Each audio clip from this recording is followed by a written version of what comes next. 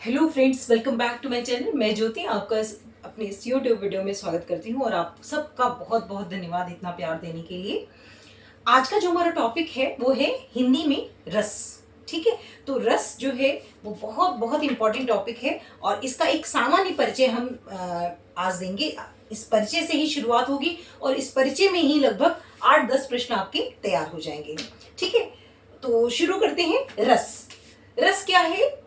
तो काव्य में जिस तरह से अलंकार होते हैं, छंद होते हैं, उसी तरह से रस है।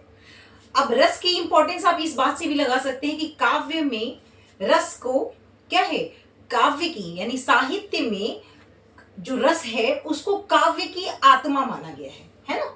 काव्य की आत्मा किसको मानते हैं? काव्य की आत्मा रस को मानते हैं।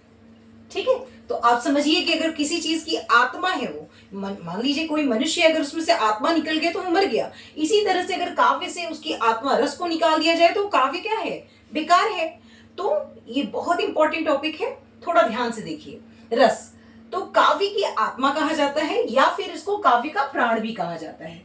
तो कई बार इस तरह का काव्य का प्राण, तो कई बार इस तरह का प्रश्न पूछते हैं कि काव्य की आत्मा कौन है। तो आपको 4 ऑप्शन दिए होंगे, मान लीजिए छंद, अलंकार, इस तरह से करके दिए होंगे और एक उसमें ऑप्शन रस भी होगा। तो जब आपको ये बात पता होगी आप आराम से इसका आंसर दे पाएंगे। तो पहला प्रश्न आपका यहीं से तैयार हो जाता है कि काव्य की आत्मा कौन है?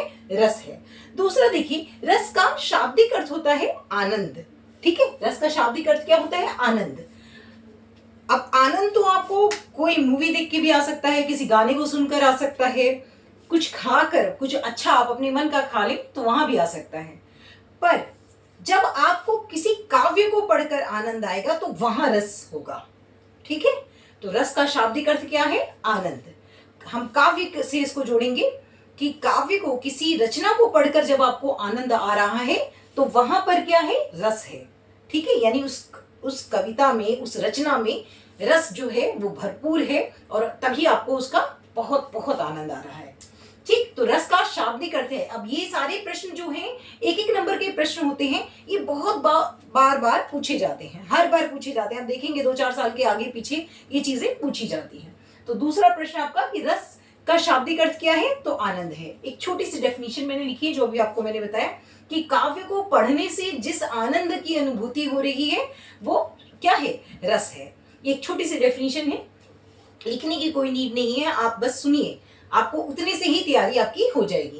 काव्य को पढ़ने से जिस आनंद की अनुभूति हो रही है, जब आपको काव्य पढ़ के लग रहा है कि बहुत आनंद आ गया, बहुत मजा आ गया, है ना, लगा जो आपका दिल है वो एकदम गदगद हो गया, तो आप समझ लीजिए कि वहां पर रस कूट कूट कर भरा है उस रचना में। ठीक, तो वहां पर रस है। अब देखिए, रस की उत्पत्ति श्री धातु से हुई है। ठीक है, ये भी बहुत बार पूछा गया है, इंपॉर्टेंट है कि रस की उत्पत्ति किस धातु से मानी जाती है। रस की उत्पत्ति श्री धातु से मानी जाती है, जिसका अर्थ होता है बहना। ठीक है, बहना, है ना, फ्लो। ठीक, तो यानी हमारे हृदय में जब हम काव्य पढ़ रहे हैं और रस है वहां पर, तो हमारे हृदय में क्या होगा? एक आनंद बहेगा, है ना, आनंद की अनुभूति हो रही, तो कुछ चल रहा है ना। तो वो क्या है? श्री धातु से मानी गई। बहुत बार पूछा जाता है, तो जब आप ध्यान से अगर वीडियो को देखेंगे और किताब को ध्यान से देखेंगे तो आपको पता लग जाएगा कि श्री धातु से जो रस की उत्पत्ति मानी गई है। रस के जनक हैं भरत मुनि। ठीक है, रस के जनक कौन है? तो who is the father of रस? तो आप बता सकते हैं कि भरत मुनि है। भरत मुनि को जो जनक माना गया है रस का, उन्होंने अपने नाट्य शास्त्र में 8 रसों को माना है। ठीक है, यानी अपने नाट्य शास्त्र में उन्होंने 8 रसों को बताया है।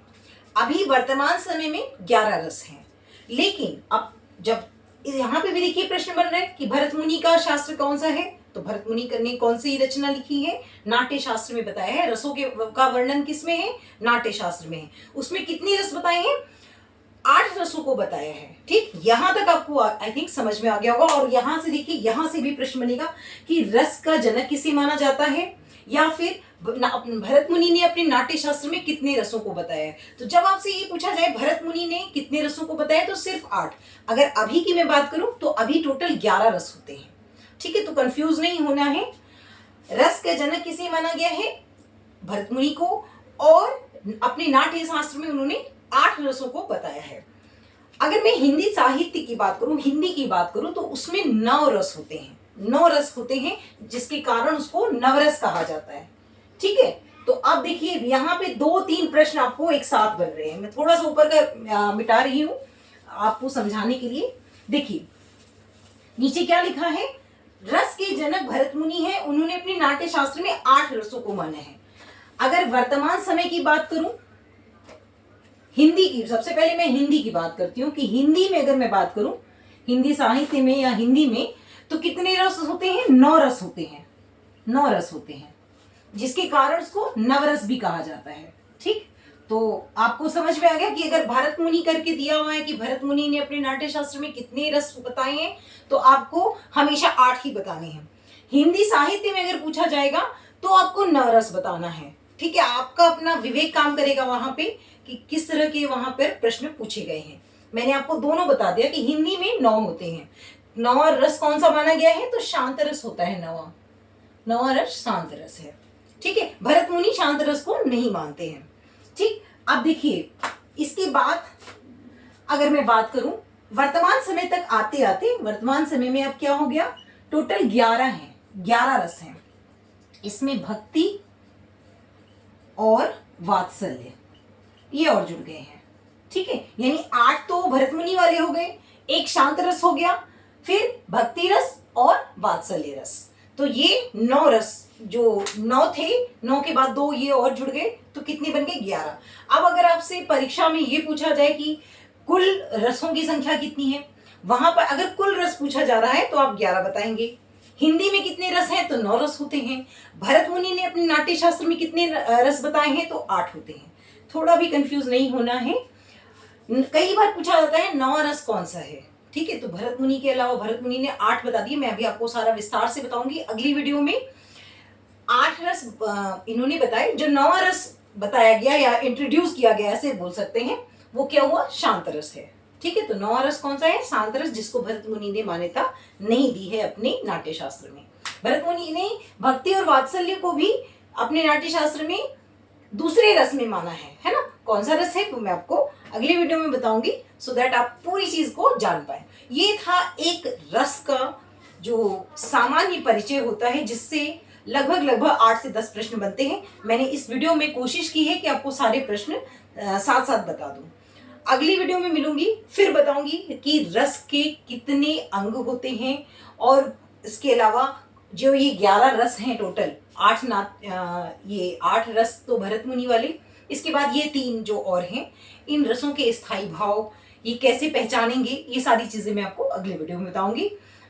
जो लोग नए देख रहे हैं, वीडियो को लाइक, सब्सक्राइब और कमेंट करेंगे। मिलेंगे अगले वीडियो में, तब तक के लिए धन्यवाद।